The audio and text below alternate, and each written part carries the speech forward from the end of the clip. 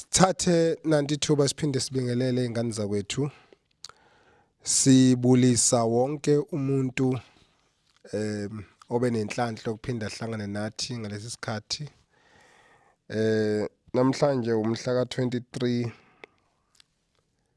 umhla ka-22 September 2024 isikhathi 11 ebusuku. Siyanibingelela izingane zakwethu, siyabingelela kini Ndlu kaPhunga benomageba ngoba nxa ungumZulu njengami noma njengathi kulendlu i-House of Radical Intellectuals uyindlu kaPhunga nomageba. Isihloko esokhuluma ngaso namhlanje sithinta inkolo yamaSulumane. Isihloko esokhuluma ngaso namhlanje sithi imfihlo ebucayi ngenkolo yamaSulumane. Ngesi-Arab kuthiwa inkolo yeIslam. Kodwa ke ngesiZulu sithi inkolo yamaSulumane. Inkolo yamaSulumane ke kuthiwa inkolo yeIslam. Ngoba umuntu oyiSulumane umuntu okunkolo yakhe kuyinkolo yeIslam. Umuntu omnyama ngoba sike sachaza phambilini. Umuntu omnyama cishe lezi incwadi ekuthiwa ingcwele okuyincwadi yeBhayibheli nokuyincwadi yeQuran. Incwadi yeBhayibheli yafika namangisi namabhunu ezocolonizer noma ezoqhwaga izwe labantu abamnyama eAfrika. Bese kuthi inkolo yeIslam yafika nencwadi ekuthiwa nabo ingcwele ngokusho kwabo. Yona ke akusho ukuthi iBhayibheli kuthiwa iQuran. So umuntu omnyama ke waxhashazwa ke ngendlela axhashazwa ngayo. Kwafaka nalezi zinto ebizwa kuthiwa cultural imperialism noma ukuqhwagwa kosiko lomuntu omnyama libulawe bese kufakwa olusha olufike neziqhwaga ivela kwamanye amazwe. Kungabe abelungu befika neBhayibheli eSouth Africa noma kuba ama-Arabs efika neQuran eAfrika. Umuntu omnyama njengoba sike sachaza kwamanye ama-lecture esike sanawo ukuthi masikhuluma iqiniso singaligqokisi izingane zakwethu silikhulume ngoba linjalo nje sizoyibeka eceleni lama right esithi sinawo eConstitution. Inkolo sike sakuveza ukuthi inkolo othi eyakho is based on your geographical location, ukuthi wazalelwa kuphi. Leyo nto leyo it has much to do noma it has much to do with determination of your religion. Yabona ukuthi wazalelwa kuphi ikhona okuzokutshela ukuthi kuzoba yini inkolo yakho. Njengoba seke sasho before ukuthi mawazalelwa eWestern Hemisphere mhlambe emazweni aseEurope njengako Germany, mhlambe France, Italy, Spain, mhlambe Netherlands, England, Scotland, Wales, inkolo yakho kuzoba inkolo ebizwa kuthiwa iChristianity noma kuzoba inkolo ebizwa kuthiwa iRoman Catholic Church. Yeah, but Catholicism ake sisho kanjalo. Mawuzalelwe eAsia mhlambe inkolo yakho kuzoba iHinduism noma kuzoba inkolo yeBuddhism lento yamaChina. Mawuzalelwe eMiddle East emazweni afana no Saudi Arabia, Yemen, Oman, Iran, Qatar, United Arab Emirates, kulamazwe ama-Arabs inkolo yakho kuzoba inkolo yani yeIslam. So umuntu omnyama kulezi inkolo lezi ezafika nabantu abafika bezoqhwaga izwekazi laseAfrika. Kungaba ama-Europeans afika nenkolo yabo ye-Christianity because inkolo ye-Christianity inkolo yama-Europeans akuyona inkolo yama-Afrika. Kuliqiniso lokho yafika nabelungu bezoqhwaga izwe labantu abamnyama. That is why eSouth Africa enjoy freedom because bese ama-slaves ama-Europeans. That is a historical fact. Leyo nkolo ye-Christianity yafika nama-slave masters evela e-Europe. And then eye-Islam yafika nama slave masters evela eArabia. So namhlanje sizo kahle kuliqiniso esingeke silibalekele yabo ukuthi thina abantu abamnyama into esizoyibiza ngenkolo yethu kuyakuncike ngokuthi ubani owayeqhwage izwe lakho. Yayizwa lento engishoyo njengathi nje esaqhagwa noma esasicolonizwe ama Europeans. Inkolo yethu kuzoba yini inkolo yeChristianity because iyona inkolo esayinikwa ngenkani sinikwa obani ama slave masters ethu because igama lithi to colonize or to conquer ukubamba umuntu umenza isigqila bese umqhelise entweni zakhe umnike into yakho entsha wena njengomphathi wakhe let's say njengo slave master mhlawumbe uzokuzakale kahle ngoba phela uma uyisigqila kufuna wenze into oyitshelwa uslave master njengathi nje sasingawona amaKristu kodwa ama slave masters evele Europe asiphoqa ukuthi sithathe inkolo yeChristianity ma sezalana ke sase siyithatha lento sathi eyethu kodwa ukufika kwayo yafika nama slave masters akuyona eyethu ngokwendalo same thing nenkolo yeIslam kuyinto efanayo kodwa ke esizokuchaza la kusithema ngabe sihlola lenkolo kwakhona imfihlo esiyitholayo sikwenzelani lokhu senzela ukukhanyisa ingane zakwethu inhloso yethu nje ukukhanyisa ngoba thina abantu abamnyama njengoba sike sichaza ukuthi we are house of radical intellectuals nanka amasana esisebenza ngawo uthi umuntu omnyama mzwane kufika ama slave masters evela eArabia efika nenkolo yayo Islam evela eEurope efika nenkolo yayo Christianity destroy umuntu omnyama ingqondo umuntu omnyama kunzima ukuthi isebenze ngendlela esile ngoba lokhu systematically strategically yanqanyulwa ingakubona umuntu omnyama engathi zamjampela kakhulu ingakubona umuntu omnyama ehleze ekhamisa ebulawa indlala lokho kudalwa yini kudalwa ukuthi kunama systems afakwa ama slave masters saqala la this is how we became Christians and Muslims or yes this is how we became Christians and Muslims sabanjwa senziwa izigqila basenzisa izinto ngezona ezethu bathe mase besinika ifreedom bangabe besaba khona abantu abama historians abantu abama scholars abantu abama sociologists yezwa lonto leyo abazosifundisa ukuthi ngoba senithola ifreedom but lokhu akusikho kwenu nalokhu ukwafika nabelungu weChristianity akusikho kwenu ukuze niphile impilo esile nenengqondo nihlukane nokuba okhamisa ngithele ezweni lenu thina sizonikhanyisela angithi yezwa lonto le silungisa umqondo ukuze yabona sikhululeke ngokuphelele abekho abantu ababanjalo cisho owabakhona ulokhu njana before obaMandela bebe omongameli bezwe wafa uChrisani wabulawa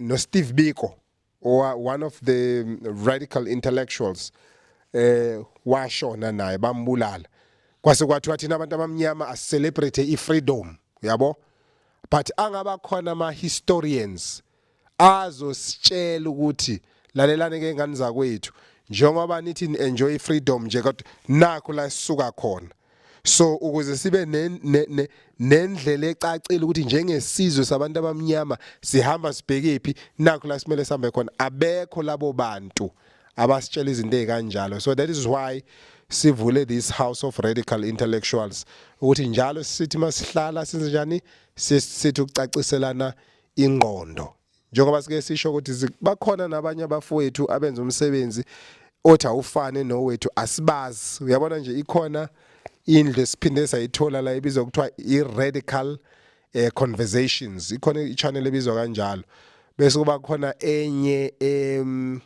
ebizwa ngokuthi kunomfowethu la ibizwa ngo-MC Menzisto man bane channel yabo nabo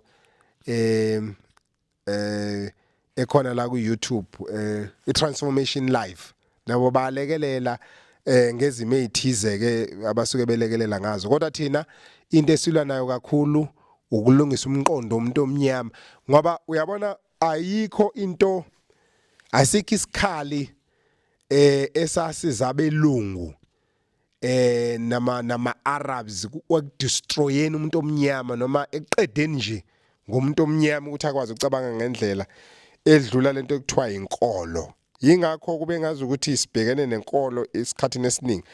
Nizo kahle ngani zakwethu ayikho into wrong ngenkolo. Kodwa kumele sikwazi ukuhlukanisa ukuthi noma ngathiwa inkolo kodwa uyazi into engeyakho uyazi futhi into engesiye yakho. Thina inhloso yethu akukhona kuxoxa inkolo yamuntu kodwa ukubheka ukuthi yiziphi izinto eziyingozi ezikhona ekumele sixwayisane ngazo thina abantu abamnyama. Ibalekile lonto engane zakwethu ngoba ithina esenziwe igxila ezweni lethu angikhumbuli sabantu abafunda kakhulu incwadi uyabona ingakho sinrefer nani kuma exclusive bookshops mayikhona ngakini ukuthi ungene ukujwayela ukufunda incwadi uze umqondo uzoma ngendlela eright bese uvakashela abantu abafana nathi usubscribe mawuyithanda ichannel yethu uwashare nama videos ethu ukuze kusizakala umuntu omnyama akwazi ukucabanga ngendlela eyiyo aye kuba ukhamisa ngithele aye kuba isidwedwe ezweni lakhe aqaqa kumqondo ukuze nathi sizale isizukulwane esizoba nekusasa eliqhakazile. Inhloso yethu lokho nje ukukha ukuthi sikhanyiselane engane zakwethu sitshelane namaqiniso ukuthi lokhu akusikho kwethu nalokhu yana akusikho kwethu nawe ke usuzoyisebenzisela umqondo ubone ukuthi yini okungokwakho. Ake sidlulele kwislide esilandelayo.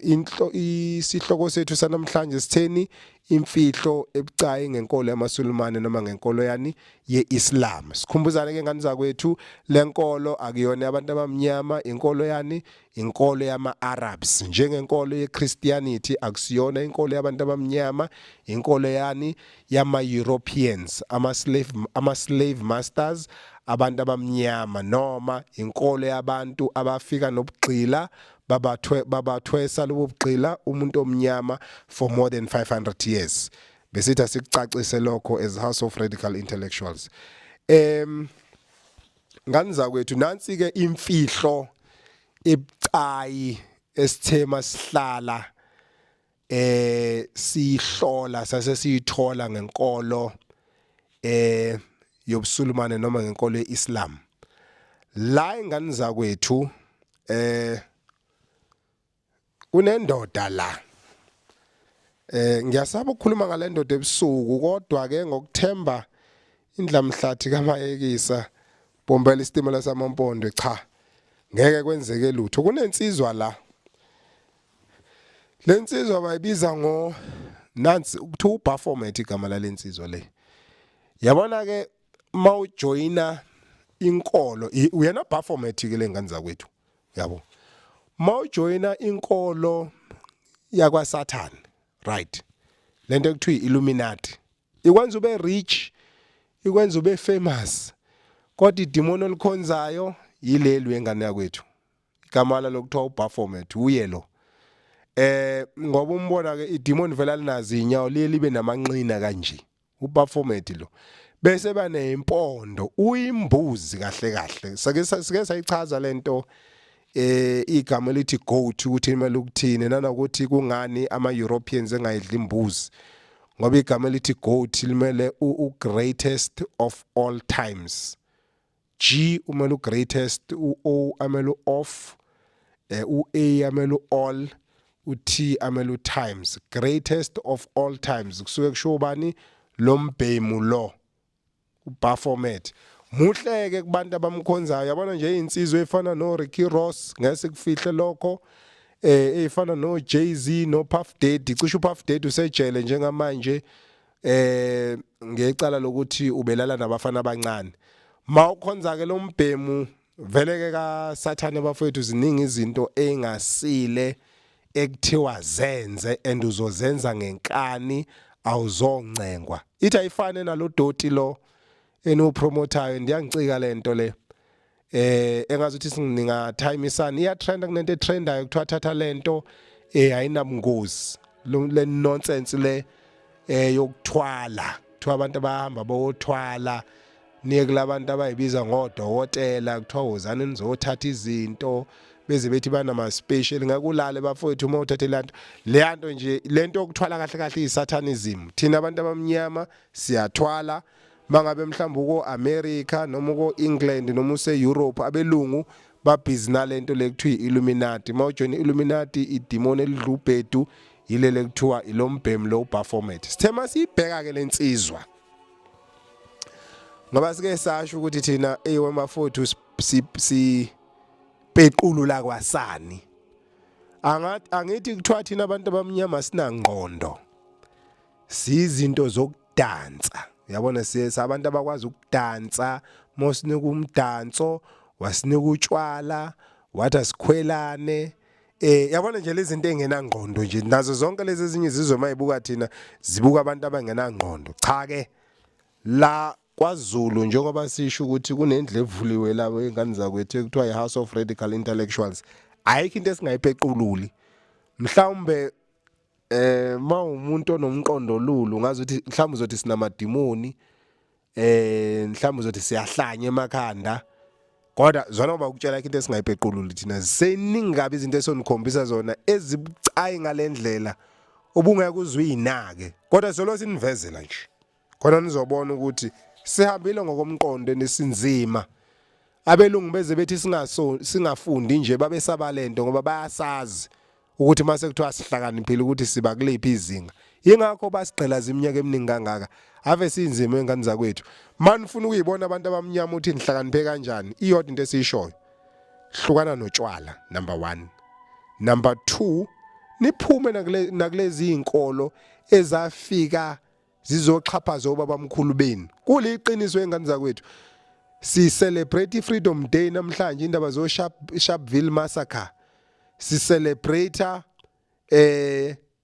o 16 June. Kungenxa yabantu abasifikela neBhayibheli la bathi asikhonza uJesu kodwa basenza igqila. Yabo? NamaSulumane nawe izinto efanayo eNorth Africa. Lento ngeke siyifihle lonto leyo. Sinezincwadi la sisazonikhombisa zona. Esiyifundayo ekhuluma ngokuthi umuntu omnyama wagqilazwa kanjani. Asikwazi ukuyigqokisa lezo zinto ngoba naku sisaba ukuthi nisabhajwe kuyonke lemisangane yafika negebengu ezayixhaphaza obabamkhulu bethu. Thina umsebenzi wethu ukukhuluma into ngoba injalo mawuza ukuthi uyahayeka noma ungaphuma uhambe futhi ungaphindi usubscribe la uphuma uhambe uhlale la endlini mawazi ukuthi umuntu omnyama umZulu ofuna ukucaca la ekhanda lakhe ngoba thina iyasicika lento ukuthi ngempela sibe isizwe ungasiqondi ukuthi sibheke kuphi.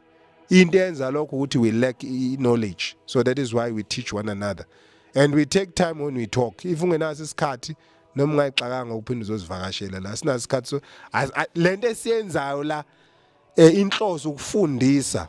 Mawusubscribe kuhle futhi mawungathanda ukusubscribe uthi awunandaba sikhuluma kade kanjani namsebenzi walutho lonto le. Hambi yoba uPopayi uzale ingane ezoxhashazwa amandiya nabelungu ezweni leni. Thina inhloso yethu uqaqa umuntu omnyama engqondweni cabange ngendlela eright. Ingakho sintshedvulana amabhiziniseni unincishe zonke lezi izimali ninikana imali nabo bebe yidwedwe zenu niye kuba yidwedwe zezinye izizwe. Kodwa namhlanje sikho lapho sizokhuluma ngaleli demon leli. Ngoba sike sasho ukuthi sisazobuya futhi nanenkolo yeChristianity sisofundisa ngeziphambano lezi enizithandayo. Uyabo. Kodwa namhlanje sithe ake bheka leli demon leli kuthiwa uBaphomet liyandiza kulalwa lindize ebusuku ngakho libona linempaphe zasebusuku njalo walijoyina nje usenkingeni ngane yakwethu khona nje ihlame ngeke ngiyibone la ku inlento leko Facebook nakuthi join Illuminati call us ungalinge zwana ngami ungalinge. Don't call them. Once you enter there is no way out, trust me. Ngalo uzwa lezi dwedwe ezonitshela ukuthi thatha lento ayinamngozi udoti lento ungayithathi lento le. Don't join Illuminati. But now nazi into esiyibukile la. Ngoba sisho ukuthi siqaphela kwasani thina ngoba sidaka utshwala. Indle amaSulumane yokukhonzela kuthiwa imosque. Mawuyibheka phezulu iyo le. Ngeke uyifice imosque ingenayo into eyigqamuza sakhinqe kanje. Ngeke uyifice ihlezi inayo kube khona izinto ngathi icija yabo. Bese kuba khona this crescent moon ne-star njalo uzofica i-crescent moon inkanyezi ucezu ene-star. Kufika kube isonto yakhiwa indlu bese ihlotshuzwa ngalezi zinto engathi amakhinqi, engathi ikhinqi, yabo? Nisixoyele abantu besifazane thina sinenqantiza thina, yabo? Noma sinomthondo kahle kahle. Lento nje isamthondo kahle kahle, yabo lonto le icije, yabo lento le. Phela lento ihamba kanje bese kube ikhinqi, yabo? Nani niyazi le nayisebenzisa. But anyway, uzofica njalo ngeke ungayifica indle. Okay, eyamaKristu inesiphambano la phezulu. Zodiac circle. Sike sachaza ngayo. But le yamaSulumane uzoyifica ino C, ino star. And izophinda sekugcizelela ukuthi inkolo yeIslam, inkolo yama-Arabs akuyona ama-Africa. Ama-Africa ayithola through slavery. Ngoba phela uslave master methi mina ngenza lokho, wena njenge-slave uzokwenza lento enziwa slave master, and that's it. That's how we became Christians and Muslims. Kwafuneka kuqala sibe zigqila bese sinikwa inkolo yabo. But asikho ke lapho. La sikhona nansi indaba. Twi mosque, iTemple lamaSulumane lina lamagqamuza asakhingqanyana bese kuba le crescent moon ene star. Right. Ngisho ama-flag nakhona. Yezo lonto le. Yabo nje mangase ubheka iflag lase-Algeria, la ko-Morocco, la ko-Tunisia, ngeke ungaliba nani nalelu cezu nani na inokho nenkanyezi le, yabo? Kuba kanjalo nje, akukho futhi okunye. Every time, yabona mawuthi lokho esikusho sinamanga, whenever you go uboni la alikho idolobhe ngokwazi kwami lingenayo imosque noma indlu yokukhonzela yamaSulumane. It's very rare ufica idolobha lingenayo, and kulula ukulazi ngoba mabethandaza bafaka izipika, nganoma izipika noma inlento le, yeah, but benza sure ukuthi mabecula nganoma basuke becula noma basuke behlabelela noma besuke benzani, it's either bayathandaza noma bayacula, yabo? Kodwa uyezwe embhobhini ngoba angazi wayibe ngaki ngoba nalento lokungcono umuntu umecula phela ngathi engazwe laba asuka sonta nabo, engazwe wonke umuntu, yabo lonto le. Mhlawumbe abanye bethu abekho interested, kodwa ke kunama right la, yabo? Mhlawumbe angazi kanjani kodwa nje nalonto ngibe ngayi-understand ngoba umbhobho kahle kahle ngathi mhlawumbe manicula ningazwana nodwa, kodwa ke mawuthi awukazi unako izindoda thizeni icula nomhlabelela obuka phezulu la isuke icula khona, iTemple lakhona lifica line kanyeze ucezu no star. Yazi into engisho, sithema sibuka lo mbhemu lo performance ndini wakho leli demon leli, yabo? Leli demon liyabo, lesi star leso sibona la, nasi kule ndoda la, nasi star, ingakho sesaphala star, istar into eyodwa le, lokhu nalokhu into eyodwa lokhu. Uze la kule nkanyezi le crescent moon, nansi le nkanyezi la, nansi le nkanyezi la. Yazi into engishoyo, usuku uze kulento le, yabo? Leli ithoshi leli, lento isathoshi kahle kahle, and ngoba nje kusakhingqanyana lento lezi, yabo? Mawubuka lento le nale, noma ubuka lento le nale, or ubuka lento le nale, into eyi-one le, leli demoni leli elikhonzwa abantu bakaSathane, hayi mfowethu, bagcwele ngalona ngapha mfowethu, into eyodwa le, yabo? Nje le lokhu nalokhu uyakufica la. And nango ke hayi inkuzimalanga ke demon leli likholelwe kuthena abantu ufuna bafe, alinasikhathi ke leli, likholelwe kuthena abantu ufuna benze njani, bafe. Iyona mfihlo ebucayi ke sivezayo le, ukuthi why izinto lezi zinto ezinobudemoni kulezi inkolo lezi kuthiwa religions of the world, yabo lonto le? Uyayifica lama sign anobudemoni phakathi, ngoba sike sachaza ukuthi li demon leli ne, ongena nawe mawuthanda, nanti igama lalo, ungene ku on Google ubhala uthi image yaleli demon ekuthiwa uperformance, ulicheck, uzolifica lena lesi star, lina le crescent moon ekhona nakho enkolweni lento endlini yokukhonzela kubekwe yona phezulu exactly nala iphezulu baba. Angithi yayibona into le ibekwe phezulu lapha nakuleli demoni phezulu yabona ayikho phansi ayiphikubi ila ebunzini mebra and iphinde ibe la angithi yabo la ibhlungwanyana ke lento engizoyisho ngoba mawuthandaza ngathi kufuna ushaya phansi ngesiphongo ukuze kuvele angithi mawuthandaza la uthandaza kuleli isonto kuliqiniso lelo ukuqanga amadolo uyibhonye phansi ngesiphongo ukuze kuphumelele ibala leli bala kufuna libe la esiphongweni njengakuleli demon leli uperformate into kufuna nizazi lezi zinto sinitshele zona ningavele nithwala amakhanda nami nikhonza izinto eningazazi ngoba nabantu abamnyama yazini into zenu Xhosa ethi lokho nje sidila nomuntu omnyama nomqondo wakhe nanokuthi kufuna ayiseshe izinto before azenze sikhona isihlabelele sayahlabelela indlamhlathe kaMayikisa yathi sinosizi ngesizwe sakithi kunesihlabelele sithi phakama kuphakama ngegama lenkosi zivuse zonke izizwe zakithi zisebuthongweni ngegama lenkosi mayivuka zivukele kuwe kuphakama sikhona sake sasizwa sihlatshelela yingakho sipequlula ukuthi omdala wensuku mangabe ekhuluma ethi sinosizi ngesizwe sakithi umuntu uphile ekhanda lakho lisebenza ekhanda kahle funa umuzi umprofeti wezwe lakini uthi wesho ukuthini methi unosizi ngesizwe sakithi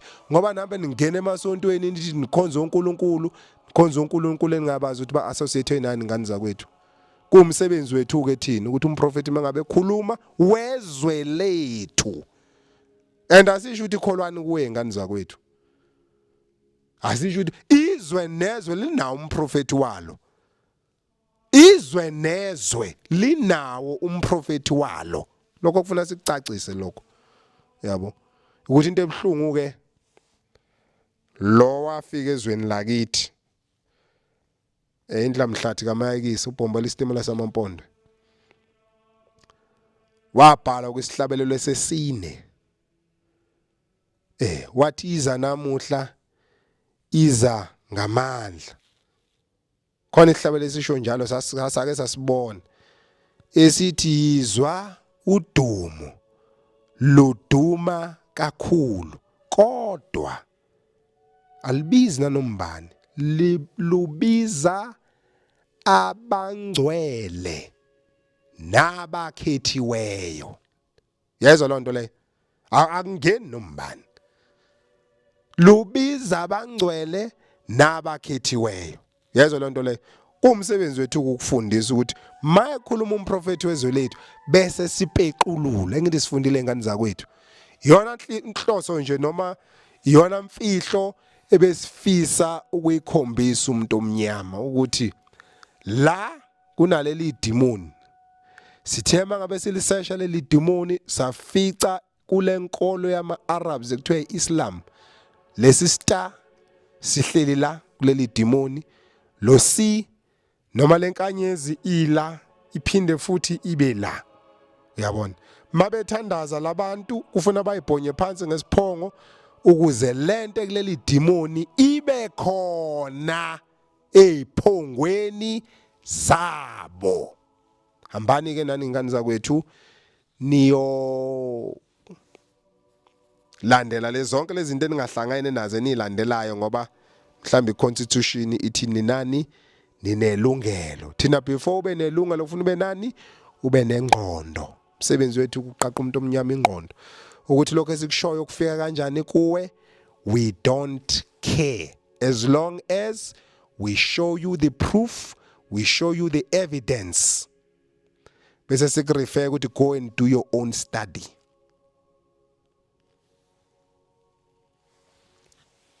sibuyela la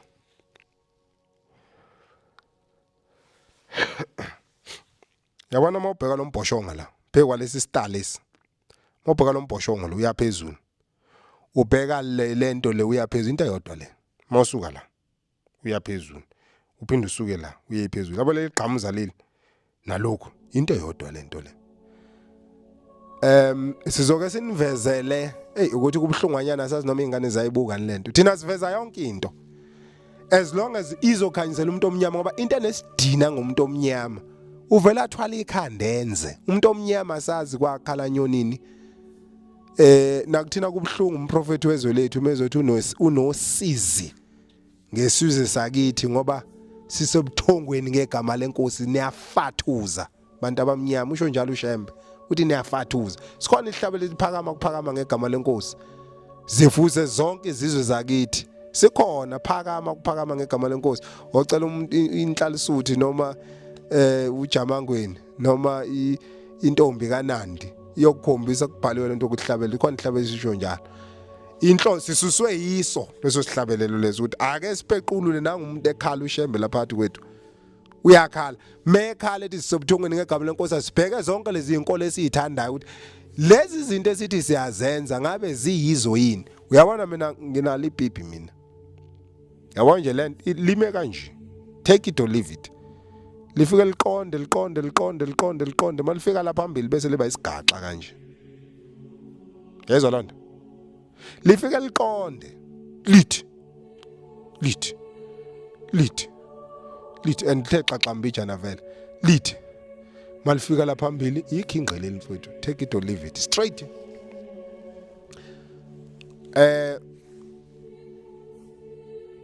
yabo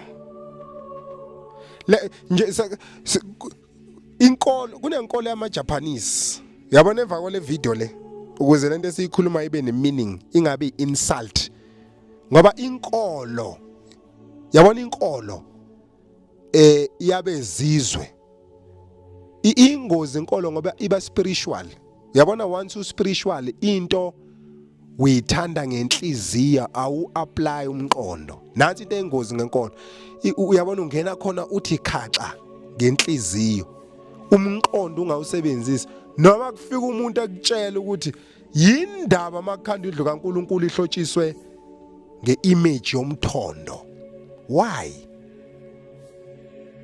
yenzwelani lonto le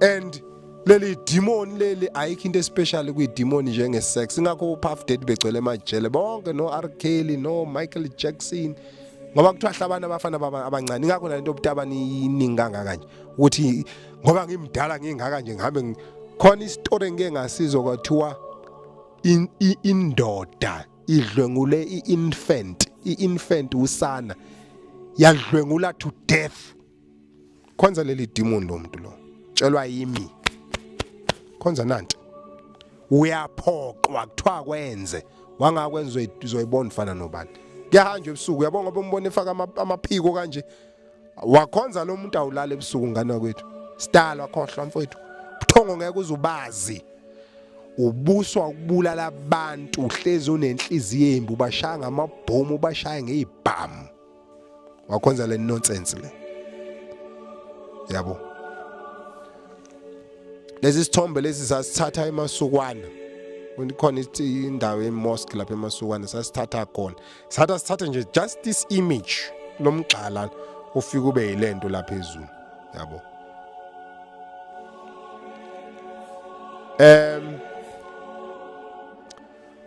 kune video sike sayikhipha la ingane zakwethu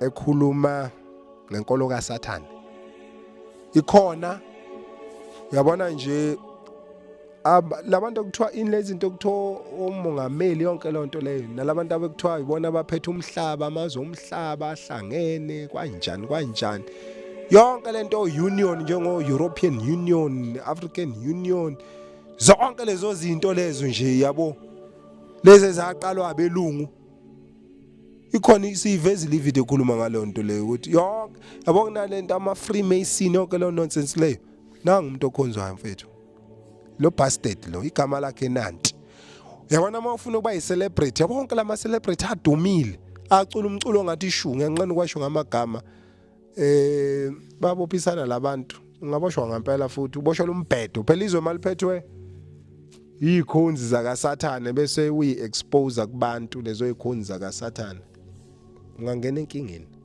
angifuni uqamba manga lehle iqiniso noJesu ebulawa uJesu mawufunda iBhayibheli wenkosi yabaJuda phela futhi khona la sikhulume khona ukuthi no check ama video khona la sikhulume khona ngoJesu uJesu Kristu obhalwe eBhayibhelini wayeyinkosi yabaJuda kuphela mawukhonza uJesu ungayena umJuda sike sakuveza lokuthi uyinja noma umgodoyi mawungeyona inja noma umgodoyi uthi uNkulunkulu uyidimoni uyisikhonzi saka Sathane sike sayikhuluma le nto and yonke into esikhuluma ngayo sibe nani neevidence yayo kubhaliwe eBhayibhelini ukuthi uJesu Kristu inkosi yabaJuda kuphela uJesu number 2 mangabe umkhonzo ungasiyo umJuda uyinja kukhona kubhaliwe eBhayibhelini number 3 mawungasiyona inja uJehova ukubiza ngedemon sikhulumile lo nto le yabo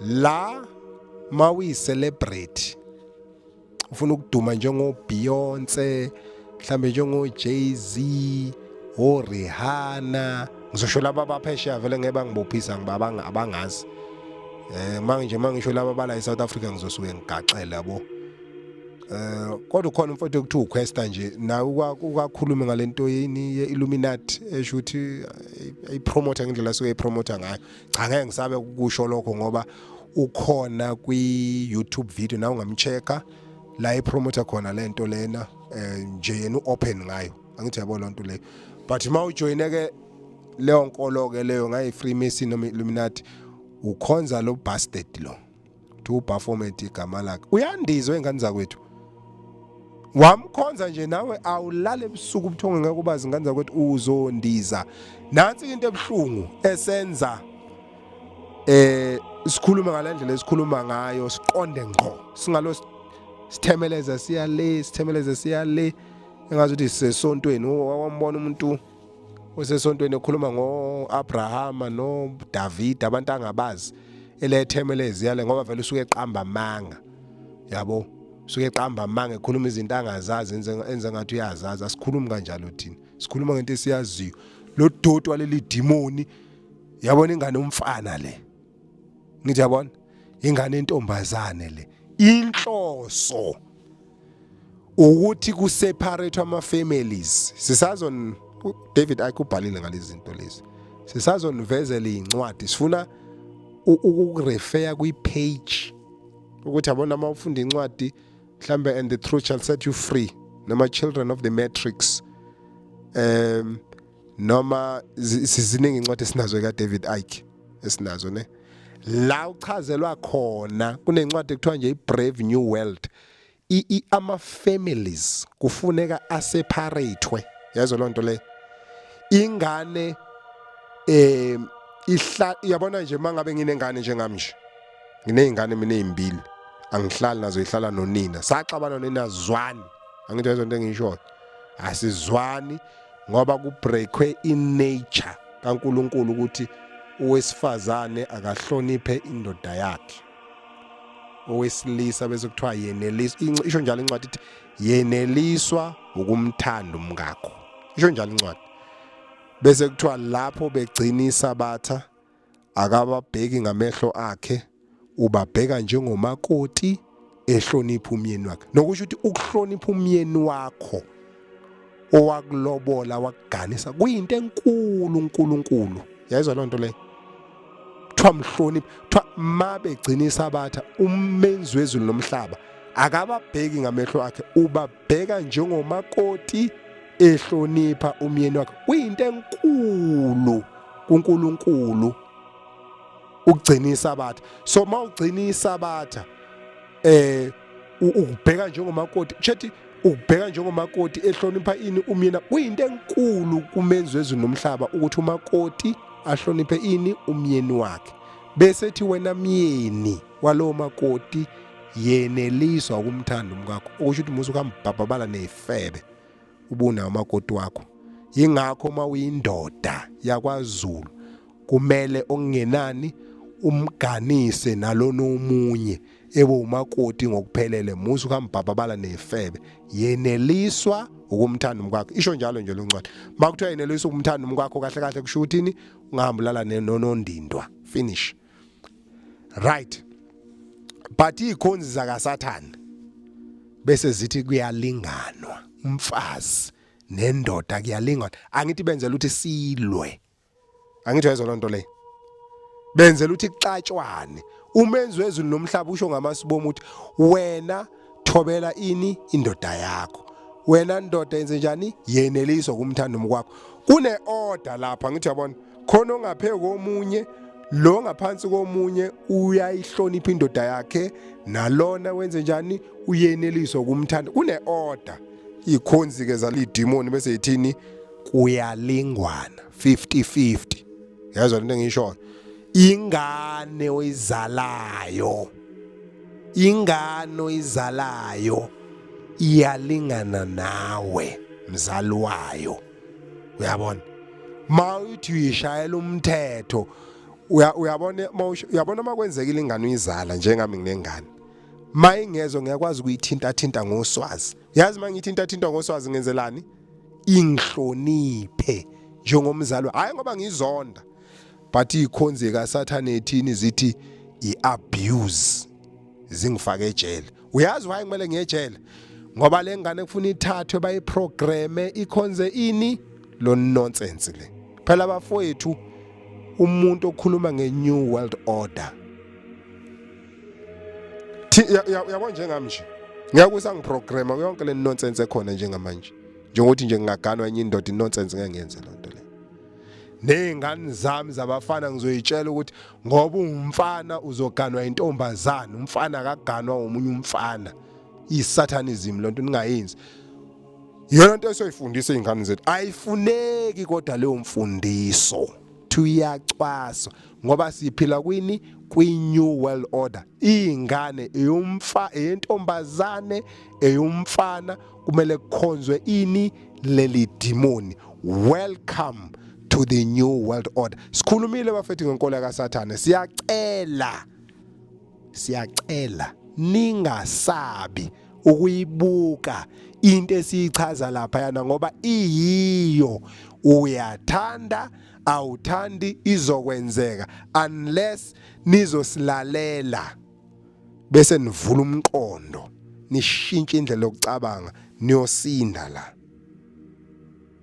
phela bayi minority labantu abalale ebusuku ngoba kutshela akulalwa yabo thina ngoba solala nje abalali bona mfowethu akulalwa kuyagijinywa lapha wajoyina ayikho yokuphuma asidlule ngeke sinabe kakhulu nize yabona ngicela ukunitshela uyabona mawukuthi usulotsholiwe ungizwe kahle mawuthi usulotsholiwe uyingoduso usulobolile umkhwenyana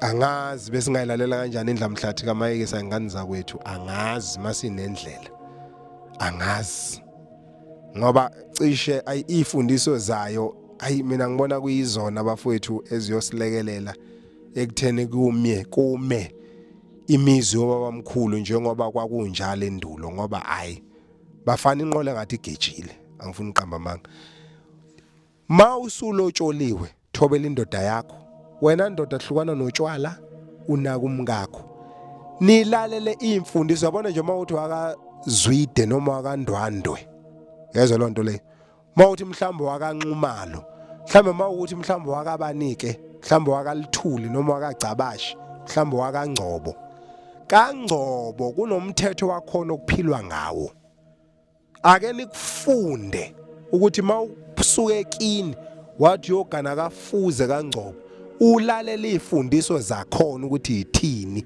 nihlukane nokugijima ezinkantolo ngoba nanga umuntu obusayo khona ingane zakwethu umuzi nomuzi unomthetho wakhona uthi la ekhaya ngoba ufikile kaGumede kuhanjwa kanje niyeke lento yamalungelo ngoba akholungelo democracy iyakwazi ukuba democracy sibuyele kulezi insizwa besikhuluma ngenkolo la noma ngemfihlo esitholile ebucayi yamaSulumane ya uyabona njengoba ubuka la engithi thina siyafunda ngengane zakwethu yingakho ubona nesikhathi nje sesiku44 ngeke siphuthume ngisho eclassini uthisha efundisa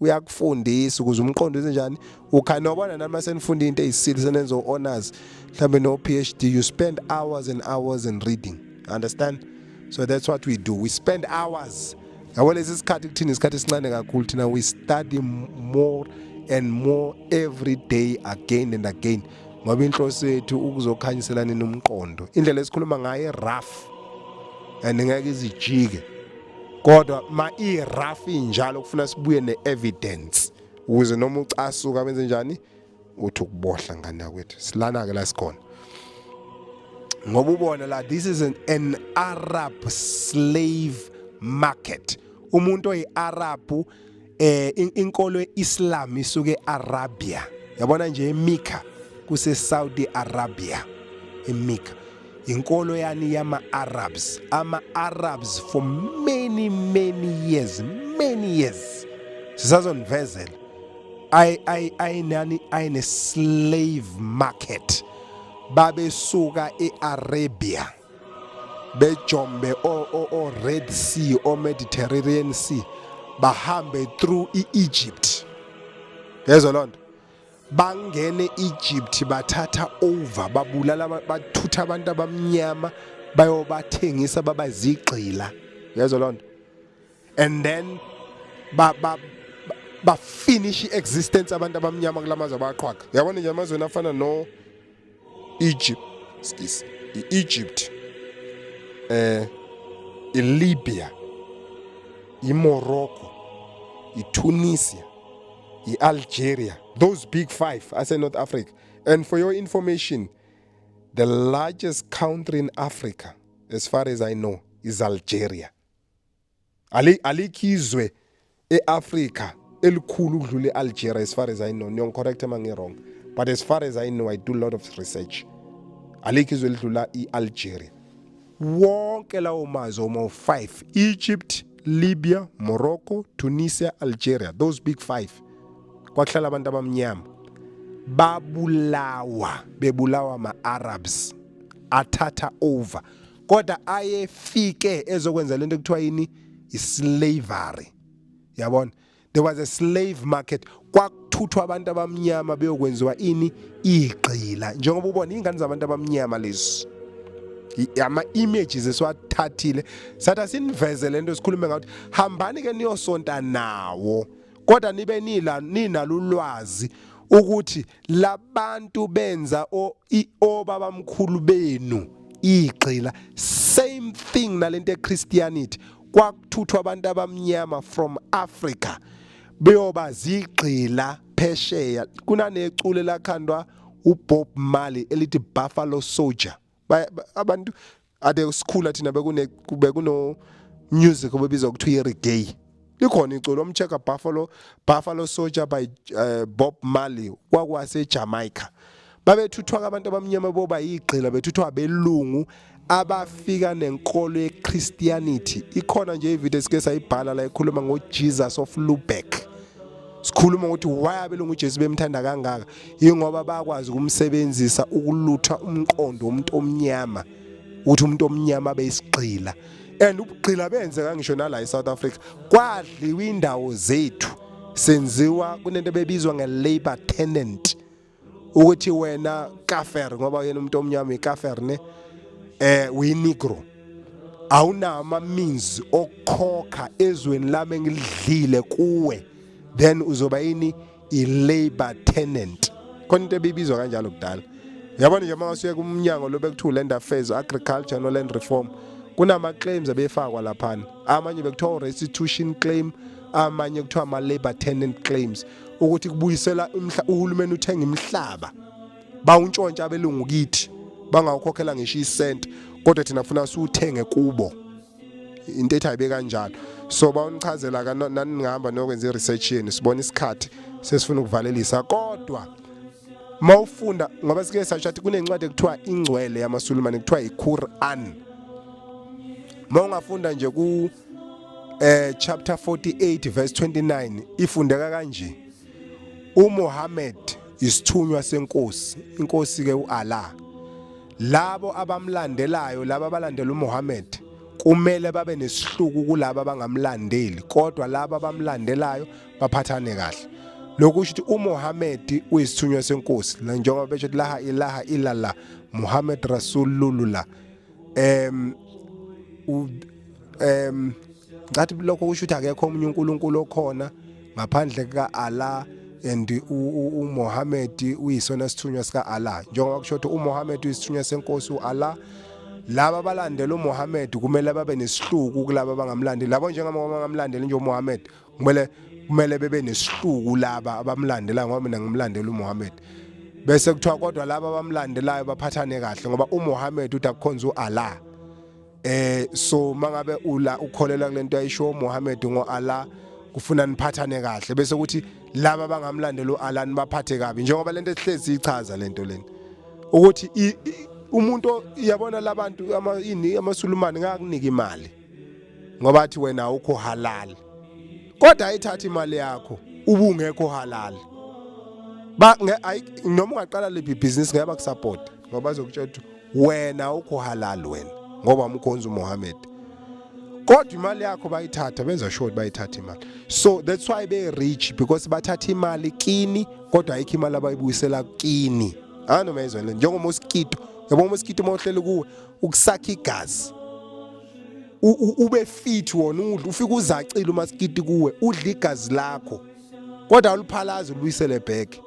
Uma ufikile usakha igazi kuwe, usakha igazi until udry, ube dry until you are fucked. You understand? So same thing nala. Isihluku lento siyibiza thina la kwi House of Radical Intellectuals, lento siyibiza khona incwadi sifundayo la ka Sun Tzu. Khona incwadi sifundayo la esho ukuthi lento ibiza ngokuthi it's a holy war. Impe engcwele. Ayidingi ikhali, idinga umqondo. So that's why thina njalo sithi silwa nomqondo umuntu omnyama, phapha mani yakubaza impatha. Yabo? Akakwazi umuntu ukufika kuwe avule lonke uhlobo lo business athathe imali kuwe, kodwa wena uthi mawuthi uvula ibusiness ukhangeza imali ethi sorry you are not halal, but ebeyifuna kuwena nawe silima ndini umnike. Ingakho nihlupheka njengoba niyabhayiza ukuthini nabelungu benza into efanayo. Ngeke umlungu akusize ebusinessini, ngisho ngenzani ngeke. Ubhalile encwadini engcwele ukuthi uthanda umakhelwane wakho ngoba uyithanda wena. Okubona uma ufele emoto yokwemena umlungu akamlungu anandaba nawe. Lento ebhalwe lapha kanamsebenzi nayo. Wayibhalela ukuthi akwazi ukubhayizisa kahle makhulunywa iqiniso. Ngisho ungavula luphi uhlobo lebusiness, ungaxhuma inzipho, khandisha isanyama ngoba sithanda ukudla inyama, ukhande itavern, ngeke umlungu angene endaweni yakhe ethi uzokusupport. Ngeke ahambe yonyeka, ngeke ayenze lonto le. Inini abantu abamnyama enoye ukuvula amabhizinisi enu nisupport abelungu namaSulumane na zonke lezi zizwe nazo ku Rainbow Nation, but zona ngeke zinisize ngalutho. Masihlangene kuma TV sibuka ama camera, ne freedom Rainbow Nation yonke into ehamba kahle, but go on the ground my friend, ayikhonke lonto le. Sidalwa nje ayikhonke lonto le. Yabo. Kodwa ke la ngezantsi asikho lapho. Manithanda ukuba zidwedwe zezinye izizwe, abantu bayidodwe zezinye izizwe. Kodwa solo sinitshelile nje. Mhlawumbe ingane zenu zophapha maye ukubhayiza njengani ngoba niyabhayiza nini. Bantu abadala nje bala eSouth Africa babhayiza, ngisho ngoba kukhuluma uthini nabo babhayiza. Ngoba besonta nje batsho ukuthi yonke lento abayisontayo izokwenza umlingo, impilo yabo bebe rich, ayikho lonto leyo. Mdala wenza ukuthi mawuqeda ukuthandaza thabathi igejulimi uzophila. Ngakho musu uhamba ucela ukudla kubantu. Vuka la emaqandini. Usho njalo uShem. La ama-Arabs, amaSulumane ayegasela antshontshe izingane zabantu abamnyama eAfrika.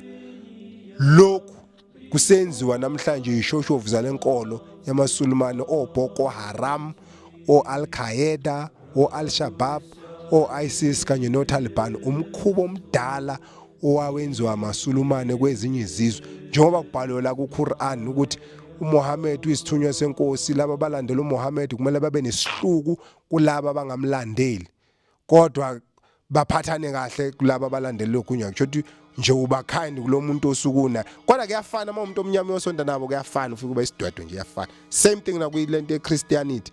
Ngisho ngathi uyamthanda uJesu, uthwala ekhanda ulandela abelungu, isidwedwe still kuyafana. Ngakuba besenza igqila, kodwa ngoba si cheap engqondweni soqhubeka sibhayize kanje sibe uMantunda nendishi. Sikhuluma nezingane ke thina ngoba umuntu omdala obhayizayo noma umtshela iqiniso ebesilime ngezwe uyasicika yabo. Namhlanje kunabantu abathi Jerusalema umuzi okhanyayo. Every Sunday they go to church to bakhalela uIsrael. eJerusalem akukhanya eJerusalem. Ngena manje ubhale Gaza war. Bazokhombisa eJerusalem akukhanya kukhala inhlamvu eJerusalem. Kufa amabhilidi amaJuda la abulala amaPalestina labakhomuzo khanya. Nini thina ngoba kwathiwa zizimfene la eAfrika. Uyimfene lo yishilo Jerusalem. Kwaba ucishile nje umuzi waseJerusalem into enganamsebenzi walutho umuntu omnyama ahlangene naleyo nto le. Na ufuna ubheke ngakini nje ukuthi ayikho nemizi ekhanya ngalo sicefezela ngoJerusalem. eJerusalem izwe lamaJuda. Bake akhanya bacishile umuntu omnyama ngahlangene naleyo nto le. Tena into efuna sintshona nansi le hambani nosonta amasulumane ethengisa ngane nenza igqila. Hambani nokhonza inkolweni eChristianity yoJesu. Labo bantu babenza abantu abamnyama bakithi igqila. Celebrate freedom namhlanje. Abantu abaletha islavery abelungu abafika nenkolo eChristianity, ama-Arabs afika nenkolo eIslam. We are House of Radical Intellectuals. Mawusithanda uyasijoyina umsebenzi wethu akukhona ukudelela abantu mhlawumbe ukubukela phansi inkolo zabantu. Umsebenzi wethu uqaqa umqondo womuntu omnyama. Yezwa lonto le. Masithanda into engane zakwethu sithande ngenhliziyo kodwa nani nengqondo. Into ungayithandi ngenhliziyo kakhulu. Yezwa lonto. Into oyithanda ngenhliziyo usebenzisa umqondo at the very same time. Nazo nje into esilwa nayo thina uthi thanda into ngenhliziyo bese uapply ingqondo. Ngoba kukhona into ozothothi uyayithanda ngenhliziyo. Kodwa uthi mawusuyibheka uyifice ngenangqondo. Kade ngibukele nje umfowethu wakacebe khulu kaNongoma. Dlale kakhulu ngapha kaNongoma mina. Kakhulu eBuxton. Ngoma hamba ehlala ke mina ngiyoka indawo. Akukho la ngihlali khona. Ngoba ngihlezi ngigudla. Washo njalo uKabelo wathi as long as ngisaphefumula ngohlala ngigudla. Ngoma hamba ehlala mina. Ade ngimlalele nje umfowethu uMC Menzisto ekhuluma ngaleli huzu leli ekuthiwa ubani upastor alo mgulukudu waseNigeria lo bekuthiwa ubani konje nehluthu ekhanda lo beganga ngeingane zamantombazane lo nehluthu ubani labantu abanabadimoni ngibuye ngibakhohle kodwa bekhuluma ngalo waseMalawi ukuthi uBushiru bekhuluma ngaye ubebhayizisa abantu strong ekhala ngayo lento uthi ake sisebenziseni ingqondo. Yabona lento uyendlala ngithandile into ayishula umfowethu lo uMenzisto cebe khulu ethi into esenza sibhayize kanje abantu abamnyama indlala. Uyabo indlala nje yiyo esenza sibhayize kanje. Sigcwale emasontweni I receive papa uthatha imali yakho ogcina onika lezi igebengu lezi efaka icathulo ezicijile neqhome ngathi ifaka obodies ezicijile. Umuntu just imagine umuntu usukezwe nehluphekayo. Yabona Nigeria nje fucked up ayikabi. Wonke lamazwe asuka labo pastor laba I receive baba banivalele emasontweni banibhayizise la. Amabhotsotso nje ayixakeke la asuka ezweni lawo beza la ngoba bayanazi nomumu nempatha niyabhayiza. Noma abantu benitshela iqiniso niyacasuka nithi kuliwa namalungelo enu. Aningitsheleni yini umsebenzi walamalungelo nithi nawo ngoba niphuwa mina uyangicika umuntu le ephika ngothi nginelungelo ilungelo lami. Yefethu yabona mawuphuwa ufuna ulalele thina sikutshela iqiniso ukuthi uyasicefezela kanti elungelo. Vuleka la emqondweni ubone ezinye izizwe iphila kanjani. Sinihlanganise nenze lonto leyo. Ngalokho dani kuthiwa noba nezihawu ngazi yawo zokunukani. Ezinye izizwe ayinasihe kini, ezinye izizwe ayinayihawu kini. Kusasa umsombuluko. Basuka abantu bakithi lokho ontshawini. Beyongena lapha kobhalito bophepha uthuvu boshida besengane zabelungu nezamandiya lapha. Akekho umfazi ingane endiye esukuzophepha uthuvu bethu ngala. Sama domestic slave, sama domestic workers ezinye izizwe. But ezinye izizwe azwana ama domestic workers ethu. Njalo sifuna ukuqashwa abanye abantu njalo ezweni lethu ayasicika thina lonto le. That is why bafowethu sikhuluma ngale sikhuluma ngayo. Hloso akukhona ukweyisa abantu. Hloso nje akukhona ukweyisa abantu. Uqaqa umuntu umqondo ukuthi umuntu omnyama mawuzokhuluma naye umncengo oshonelwa ilanga. Kwesinye isikhathi ufuna umtshele wekabhoqo.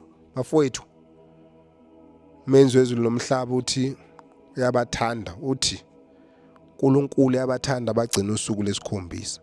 uNkulunkulu uyabathanda bagcina isabatha. Uzuligcineke nawe kanye nabendlu yakho bonke.